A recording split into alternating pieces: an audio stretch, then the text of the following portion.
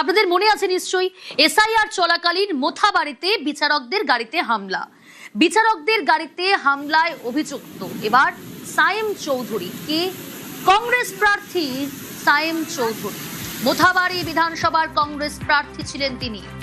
কোথা থেকে গ্রেফতার করা হলো, কিভাবে জড়িত এই ঘটনার সঙ্গে, আরো বিস্তারিত জানাবে সেবক রয়েছে আমার সঙ্গে। সেবক, একদমই দেখো, আমরা জানি মালদার মোথাবাড়িতে যেখানে কালিয়াচক 2 নম্বর বিডিও অফিস, সেখানে কর্তব্যরত বিচারক তাদেরকে রাত পর্যন্ত ঘেরাও, তাদেরকে উদ্ধারে বাধা, হামলা, এমন ঘটনা প্রকাশ্যে আসে এবং এই ঘটনায় এনআইএ তদন্ত শুরু হয়। এনআইএ এই ঘটনার তদন্তে নেমে বেশ কয়েকজনকে এর আগেই গ্রেফতার করেছে। আর এই ঘটনায় এবার গ্রেফতার করা হলো সায়েম চৌধুরীকে।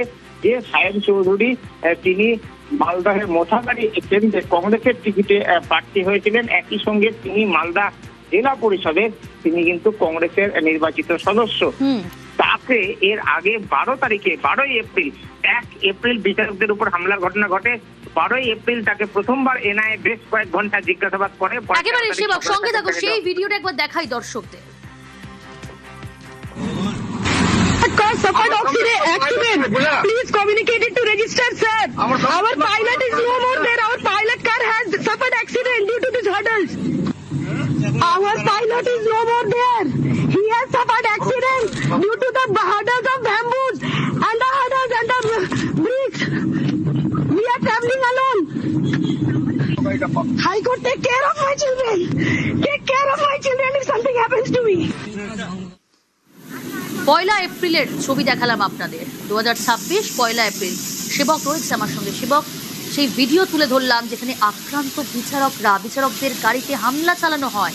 আর তুমি যেমনটা বললে, যাকে গ্রেফতার করা হয়েছে অভিযুক্ত সায়েম চৌধুরী, তার বিরুদ্ধে এসআইআর নিয়ে উস্কানিমূলক মন্তব্য, এমনটাই অভিযোগ। একদমই দেখো, এই সায়েম চৌধুরী তার বিরুদ্ধে অভিযোগ এই কারণেই যে এনআইএ যখন তদন্তে নেমে বারবার যাদেরকে গ্রেফতার করে তাদের জিজ্ঞাসাবাদ করে এই সায়েম চৌধুরীর নাম পায় তদন্তকারীরা। এবং এই এনআইএ তদন্তে বারবার যেটা বলা হয় যে এই ঘটনা পূর্ব পরিকল্পিত।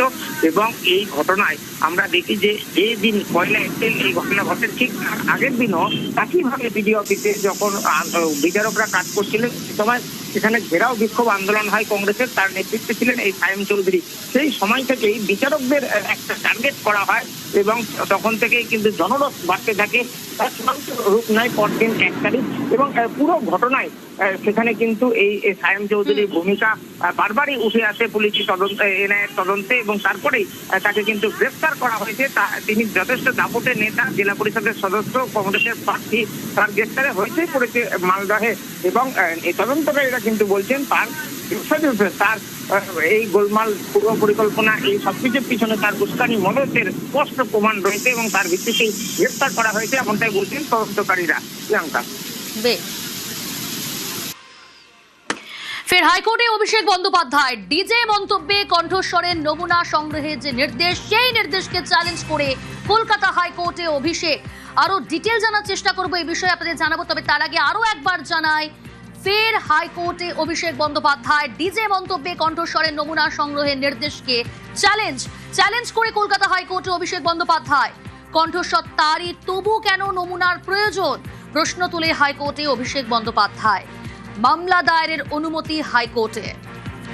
ফের হাইকোর্টে অভিষেক বন্দ্যোপাধ্যায় ডিজে মন্তব্যে কণ্ঠস্বরের যে নমুনা সংগ্রহের নির্দেশ, সেই নির্দেশকে চ্যালেঞ্জ করে কলকাতা হাইকোর্টে অভিষেক বন্দ্যোপাধ্যায়। তার বক্তব্যই কণ্ঠস্বর আমার, আমি তো অস্বীকার করিনি যে আমার কণ্ঠস্বর নয়, তারপরেও কেন কণ্ঠস্বর নমুনার প্রয়োজন রয়েছে? নমুনা সংগ্রহের নির্দেশকে চ্যালেঞ্জ করে কলকাতা হাইকোর্টে অভিষেক বন্দ্যোপাধ্যায়। কণ্ঠস্বর তারই, তবু কেন নমুনার প্রয়োজন? প্রশ্ন তুলে হাইকোর্টে অভিষেক বন্দ্যোপাধ্যায়। মামলা দায়েরের অনুমতি হাইকোর্টের। সোমবার বিচারপতি কৌশিক চন্দ্রের বেঞ্চে শুনানি।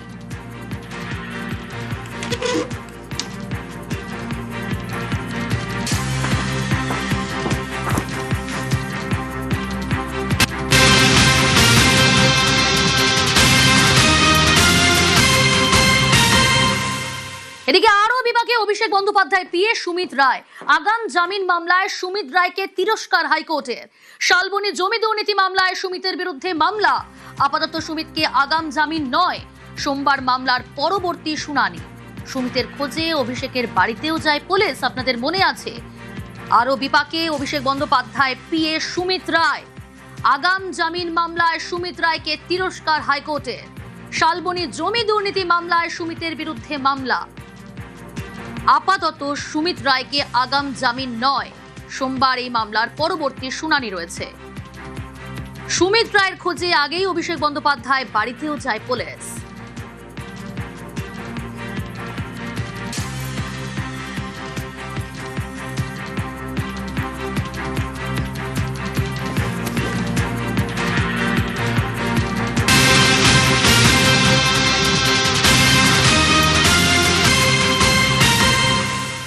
সব্যসাচী দত্ত, তার কণ্ঠস্বরের নমুনা সংগ্রহ।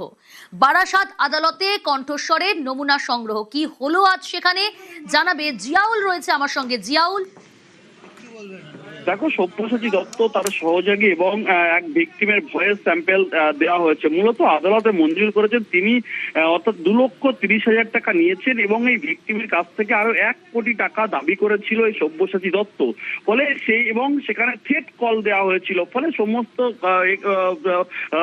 আর কি তথ্য প্রমাণ কিন্তু আদালতে তুলে দেওয়া হয়েছে এবং তিনি কিন্তু এই সব্যসাচী বারবার বলেছিলেন এই তার থ্রেট কল এবং যে টাকা নেওয়ার যে অর্থাৎ অডিও, সেই অডিও তার নয়। ফলে ইতিমধ্যে কিন্তু আবেদন করা হয়েছিল বারাসাত আদালতে। আজকের কিন্তু এই সব্যসাচী দত্তকে নিয়ে আসা হয়েছে এবং এখানেই বারাসাত আদালতেই কিন্তু এই যে অর্থাৎ ভয়েস, অর্থাৎ সেই ভয়েসের সঙ্গে মিলিয়ে তাকে কিন্তু একেবারে ভয়েস রেকর্ড করা হবে এমনটাও কিন্তু জানা যাচ্ছে। ইতিমধ্যেই কিন্তু তাকে নিয়ে আসা হয়েছে বারাসাত আদালতে এবং এই যে 2,40,000 টাকার সঙ্গে আরো 1 কোটি টাকা এই ব্যবসায়ীকে যেভাবে বিভিন্ন রকমের প্রেশার ক্রিয়েট করা হয়েছিল এবং থ্রেট কল দেওয়া হয়েছিল, হুমকি দেওয়া হয়েছিল, সবটাই কিন্তু একেবারে রেকর্ড করে দেখা হচ্ছে। আদেও কি সব্যসাচী দত্তের ভয়েস এটি সবটাই কিন্তু এখনো পর্যন্ত বারাসাত আদালতে কিন্তু এই ভয়েস রেকর্ড হবে এমনটাও কিন্তু আদালত সূত্রে জানা গেছে। বেশ, বিভিন্ন জায়গায় এত তল্লাশি, কি বলবেন এর মানেটা কি? কিচ্ছু বলবেন না।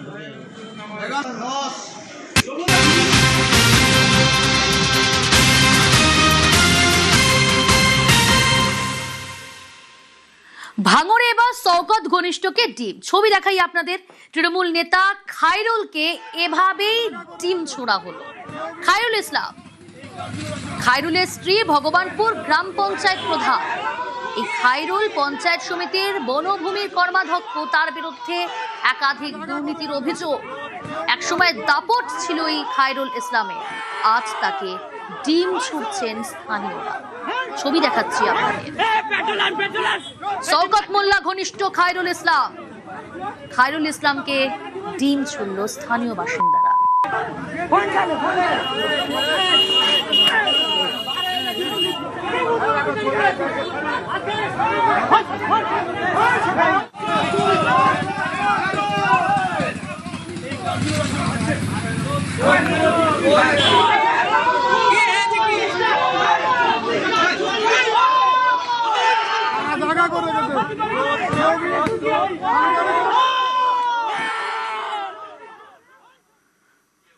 রোষের মুখে 2 তৃণমূল কাউন্সিলর। এক এক করে ছবি দেখাবো আপনাদের। নদিয়ার গয়েশপুর পুরসভার ঘটনা। পার্টি অফিসে এক কাউন্সিলরকে ডিম, আর এক কাউন্সিলরের বাড়ি গাড়ি ভাঙচুর।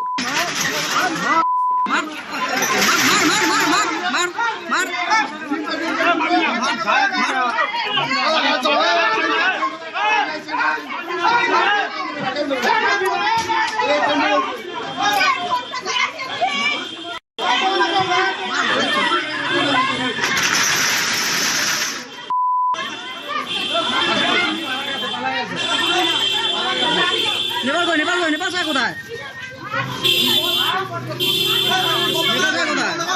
নেপাল যায়